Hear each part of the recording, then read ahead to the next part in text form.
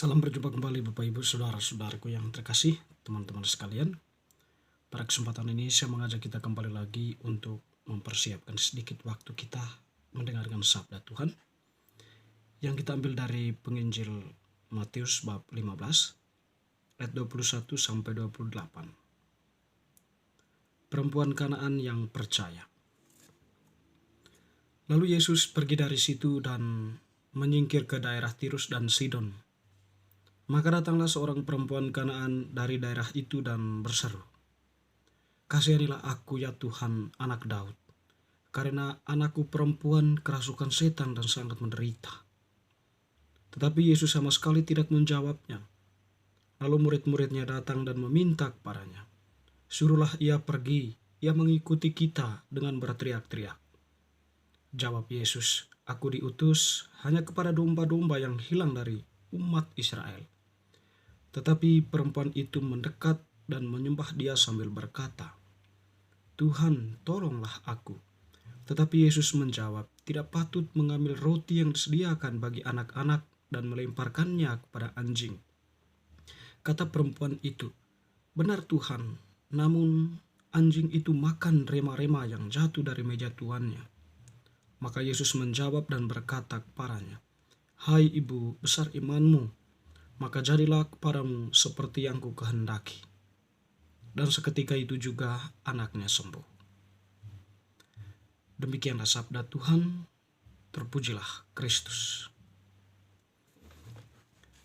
Bapak Ibu Saudara-saudari, teman-teman sekalian, sahabat-sahabatku yang terkasih, pada kesempatan ini kita tadi mendengarkan bacaan Injil yang mengisahkan tentang seorang perempuan Kanaan yang percaya bahwa Yesus dapat melakukan mujizat atau belas kasihan Allah itu bisa terjadi atas dirinya, teristimewa berhubungan dengan intensi yang dia sampaikan, yaitu kesembuhan anaknya. Jadi dalam bacaan itu ya, kita mendengar seorang perempuan Kanaan dari dalam situasi pada waktu itu ya, atau dalam pemahaman konsep yang ada dalam diri orang-orang pada waktu itu, bahwa Kanaan itu merupakan daerah yang berada di luar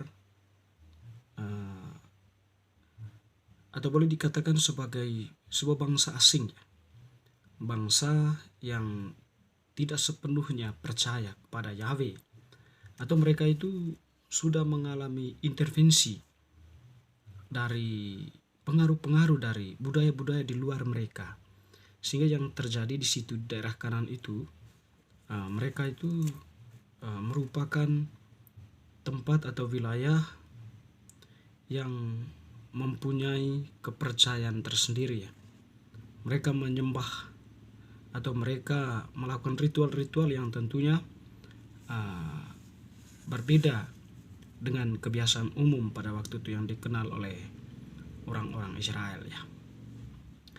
Sehingga dalam percakapan itu kita mendengar bagaimana Yesus seolah-olah ya menolak perempuan itu. Ketika Yesus mengatakan, "Aku diutus hanya kepada domba-domba yang hilang dari umat Israel." Ya, seolah-olah Yesus menolak kehadiran dia. Dan yang menarik di situ,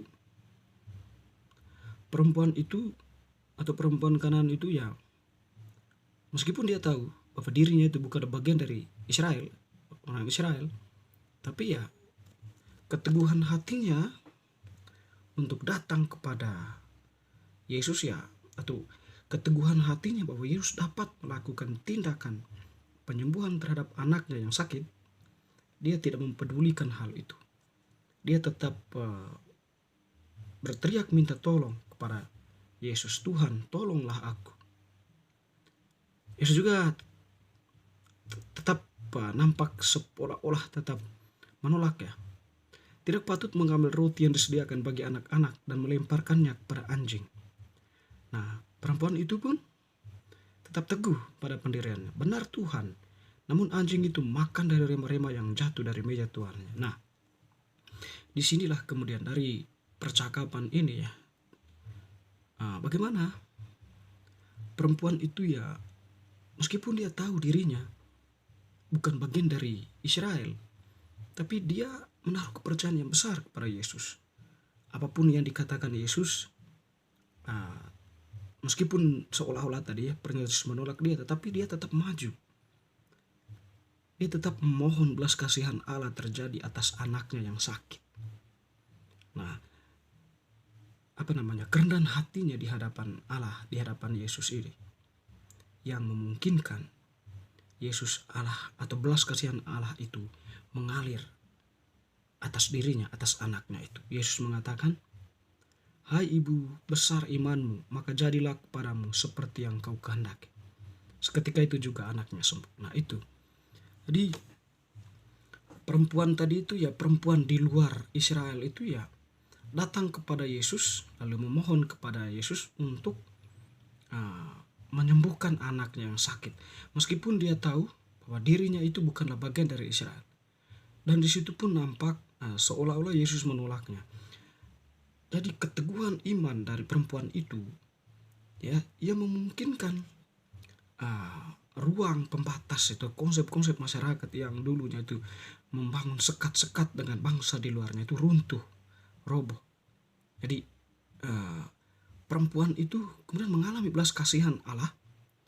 Yesus itu ya, yang diutus tadi itu ya, dalam konsep ini ya, ke tengah Israel itu semua dikatakan Yesus ya, meruntuhkan sekat itu, sehingga meruntuhkan sekat itu dengan imannya yang teguh pada Yesus, sehingga ya belas kasihan Allah itu pun mengalir atas perempuan itu.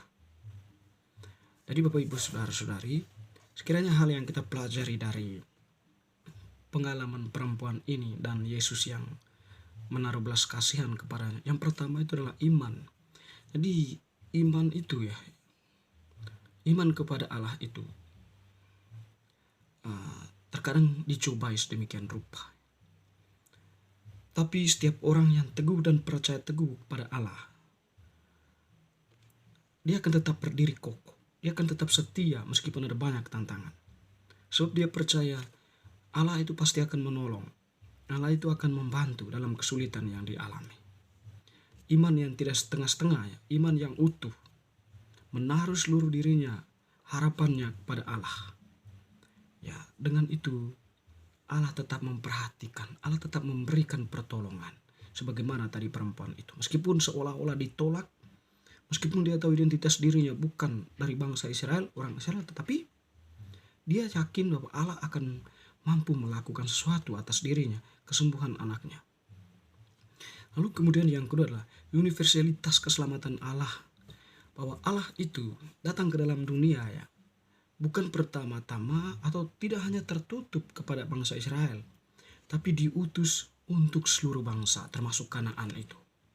Tentu di sini gambaran tadi ya, bagaimana Allah itu berkarya bagi orang Kanaan itu setidaknya sebagai salah satu indikasi bahwa memang Allah itu ya, keselamatan Allah itu ya bersifat universal, menyelamatkan semua orang yang tentunya yang percaya kepadanya, atau setiap manusia. Semua manusia itu kan ciptaan Allah. Jadi Allah itu merupakan ya, atau Allah itu adalah ya sumber hidup manusia. Dia datang ke dalam dunia ini untuk menyelamatkan manusia. Ya. Jadi keselamatan yang dialami oleh perempuan itu juga indikasi bahwa keselamatan Allah itu bersifat universal. Dan juga sekiranya yang ketiga itu adalah Allah itu adalah Allah yang berbelas kasih. Jadi setiap orang yang percaya kepadanya tentu akan menaruh harapan kepada Yesus, kepada Allah, bahwa Allah akan mampu melakukan yang terbaik, yang terpenting dari sisi kita sebagai manusia yang percaya kepada Yesus, atau manusia pada umumnya sungguh-sungguh menaruh iman atau mempersembahkan diri itu kepada Allah. Kita yakin bahwa Allah akan melakukan yang terbaik, memberikan yang terbaik untuk kita. Teman-teman, saudara-saudari, semoga bacaan hari ini semakin meneguhkan iman kita. Amin.